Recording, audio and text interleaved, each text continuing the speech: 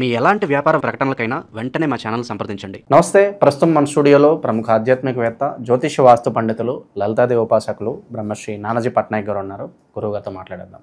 నమస్కారం గురుగారు. శ్రీమాత్రే నమః. మిథున రాశి వారి పరిస్థితి ఈ అక్టోబర్ మాసం విశేషంగా ఎలా ఉండబోతుంది? ప్రజెంట్ వీళ్ళ టైం ఎలా నడుస్తుంది? ఎలాంటి జాగ్రత్తలు, పరిహారాలు తీసుకోవాలి గురు? మిథున రాశికి అధిపతి బుధుడు అండి. ఈ బుధుడు 4వ స్థానంలో బుధాదిత్య యోగంతో 3 రోజులు ఉంటాడు కలిసి. దాని తర్వాత అదే బుధుడు 5లోకి వెళ్తున్నాడు. అంటే ఏమిటి? 3వ తేదీ తర్వాత నుంచి ఒక 25 రోజుల పాటు దాదాపుగా ఈ కుజుడు బుధుడు కలిసి ఉంటున్నారు. అది పంచమం అనేటువంటిది ప్రేమ, సంతానము, షేర్ మార్కెట్, క్రియేటివ్ ఫీల్డ్లో ఉండేటువంటి అంశాలు ఇవన్నీ చెప్తాయి. కాబట్టి ఖచ్చితంగా మిథునం వారు, ఎందుకంటే సహజంగానే మిథునం వారు మంచి తెలివితేటలు కలిసి ఉంటారు, బాగా మంచి తెలివితేటలు ఉంటాయి. కానీ ఎప్పుడైతే ఈ 2 గ్రహాలు అక్కడ కలిసి ఉన్నాయో ఇది ఇచ్చేటువంటి రిజల్ట్ ఏమిటి అని చెప్పి మనం పరీక్షించి చూసినట్లయితే ఇది కొన్ని అనాలోచితంగా కొంత భయపడడం వల్ల ఈ ప్రేమ వ్యవహారాల్లోని, ఫ్రెండ్స్తోని, షేర్ మార్కెట్ విషయాల్లో రాంగ్ స్టెప్ పడనుంది. కాబట్టి ఈ విషయంలో జాగ్రత్తగా ఉండాలి. ధన నష్టం ఉంటుందంటారా? అంటే వీళ్ళకి లక్కీగా ఏంటంటే 19వ తేదీ నుంచి షేర్ మార్కెట్లోకి వెళ్తే ధన నష్టం ఉంటుంది. ఎందుకంటే 6వ అధిపతి పూర్వజన్మ కర్మకారకుడితో కలుస్తున్నాడు కదా.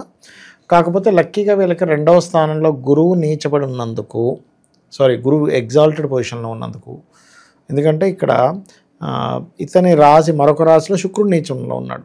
కానీ ఈ 19వ తేదీ నుంచి రాశిలో ఉండే గురువు 2లోకి వెళ్తున్నాడు. కాబట్టి 19th నుంచి గురువు ఎగ్జాల్టెడ్ అంటే ఉచ్చస్థితిలో ఉన్నందుకు వీరికి ఇక్కడ ఫైనాన్షియల్గా 19th నుంచి కొంత గ్రోత్ ఉంటుంది, అందులో ఎటువంటి సందేహం లేదు. కాకపోతే 3లో ఉండే శుక్రుడు కేతువు కలిసి ఉన్నారు 3లో. కొంచెం స్త్రీలతో ఏదైనా ఒక మాట మాట్లాడుకునేటప్పుడు ఇటువంటి విషయాల్లో పర్టికులర్గా 9వ తేదీ వరకు కొంచెం జాగ్రత్తగా ఉండాలి. స్త్రీలతో అగ్రిమెంటు, కొంతమంది పరిచయాలు ఏర్పడతాయి. నేను మొన్న ఒకరోజు ఒక క్లయింట్ది అని ఒక మంచి గవర్నమెంట్ ఎంప్లాయ్ ఎవరో వచ్చి ఇలాగే పరిచయం చేసుకున్నారు. అతన్ని బ్యాంకులోనో ఎక్కడో చేస్తాం, ఇంతకుముందు దానిలో చేసి బ్యాంకులోకి మారాడు. పరిచయం ఏర్పడి అనుకోకుండా ఏదో ఫోన్ నెంబర్ తీసుకొని అలా అయ్యి ఆ అమ్మాయి ఆఖరికి ఈ అమ్మాయి వల్ల ఇతను కేసుల్లో ఇరుక్కున్నాడు. ఎలా అంటే మ్యానిపులేటర్ యాక్చువల్గా ఇంతమంది ఇద్దరిని చేసిందట. అట్లా డబ్బులు ఇస్తావా, నేను కేసు పెట్టలా అని. ఇంకా ఆయన పరిస్థితి ఎట్లా అయిపోయిందంటే డబ్బులు ఇచ్చేదంటే కేసు కొట్లాడదామని ఒక పక్క పెళ్ళి అవ్వాలి అతనికి. ఇప్పుడు ఎలా ఉంటుందంటే వివాహం చేసుకుందామంటే కేసు ఉంది. అది మహాదశలు ఇస్తుంటాయి అట్లా. అలాగే గోచారంలో కనుక శుక్రుడు ఏదైనా పాపగ్రహంతో ఉన్నప్పుడు స్త్రీలైనా పురుషులైనా ఇంకొక స్త్రీతో పరిచయం ఏర్పరచుకునేటప్పుడు, కుజుడు పాపగ్రహంతో ఉన్నప్పుడు పురుషుడితో పరిచయాలు మంచిది కాదు, స్త్రీలకు ప్రత్యేకంగా. సహజంగా ఏంటంటే పురుషులే స్త్రీ యొక్క ఇది వచ్చినప్పుడు కొంచెం యాంగ్జైటీ ఫీల్ అవుతారు. సో ఇది పర్టికులర్గా 9వ తేదీ వరకు జాగ్రత్తగా ఉండాలి. 9 తర్వాత ఈ శుక్రుడు 4లోకి వెళ్తున్నందుకు వీళ్ళు ఏదైనా ప్రాపర్టీ తీసుకునేటువంటి అంశాలలో చాలా జాగ్రత్తగా ఉండాలి. ఎందుకంటే ఇక్కడ 4లో శుక్రుడు నీచబడ్డం ఒక ఎత్తు అయితే 4వ స్థానం పాపకత్తెరలో ఉంది. కాబట్టి తొందరపడి ఏదో హడావిడిగా ఏదో వెహికల్ కొనేసుకోవడము, హడావిడిగా ఏదో తక్కువకు వస్తుంది బిల్డింగ్ అనేది కొనేసుకోవడం, తీరా వస్తుంది ఏదో హైడ్రా పరిధిలో ఉంటుంది, వీడు కొన్న నెక్స్ట్ డే వాడు వచ్చి కూల్స్తా అంటాడు. కాబట్టి ఇటువంటి విషయాల పట్ల కాస్త జాగ్రత్తగా ఉండాలి. అసలు కంప్లీట్ డీటెయిల్స్ తీసుకోకుండా ఎట్టి పరిస్థితుల్లో ఈ నెలలో 9వ తేదీ నుంచి ఒక 25 రోజుల పాటు జాగ్రత్త వహించాలి. ఇదొకటి. ఇక విశేషం గురుగారు, ఎలాంటి పరిహారాలు చేసుకోవడం ద్వారా, మనకి దసరా ఉంది, దీపావళి ఉంది, సో ఎలాంటి పరిహారాలు ఇంకా బాగుంటాయి అంటారు వాళ్ళకి? ఒకటండి, దసరా దీపావళి రోజు వీళ్ళు ముఖ్యంగా బిల్వపత్రంతో మరియు పుష్పాలతో పూజించడం చాలా మంచిది. బికాజ్ ఆఫ్ పంచమంలో కుజుడు బుధుడు ఉన్నందుకు. ఓకే. ఇంకొంతమంది దీపావళి రోజు శివార్చన చేస్తారు, బిల్వపత్రం వేసి శివార్చన చేయడం చాలా మంచిది. అమ్మవారికి ఎర్రటి చీర సమర్పిస్తే అనవసరమైన ఇబ్బందులు రాకుండా ఉంటాయి. అలాగే ఇక్కడ ఈ కుజుడు ఎప్పుడైతే మనకి 6వ స్థానం అధిపతి 5లో ఉంటాడో, బుధుడు వెళ్ళి కలుస్తున్నాడో, షేర్ మార్కెట్ ఒక్కటి జాగ్రత్తగా ఉంటే మిగతా ఫైనాన్షియల్ గ్రోత్కి ఏం ఇబ్బంది ఉండదు. ఎందుకంటే గురువు యొక్క దృష్టిలో ఉన్నాడు, గురువు మళ్ళీ 2లోకి వస్తున్నాడు కాబట్టి నో నీడ్ టు వరీ.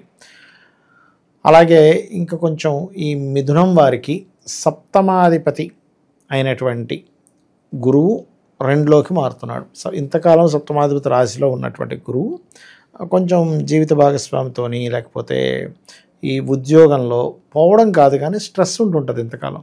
19వ తేదీ నుంచి ఆ స్ట్రెస్ కొంత రిలీఫ్ అవుతుంది.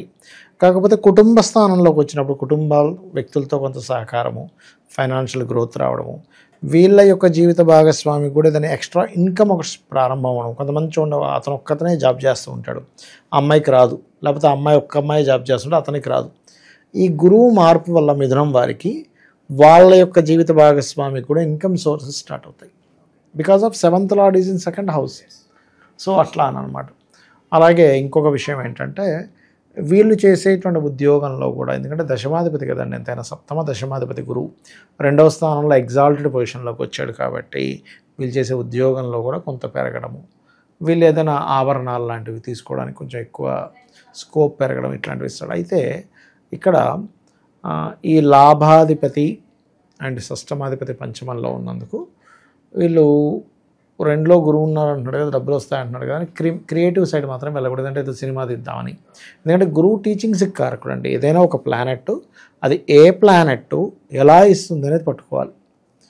అంటే ఎలా అంటే ఇప్పుడు ఎగ్జాంపుల్, మనం ఒక షాప్కి వెళ్ళాం, బంగారం షాప్కి వెళ్ళాం.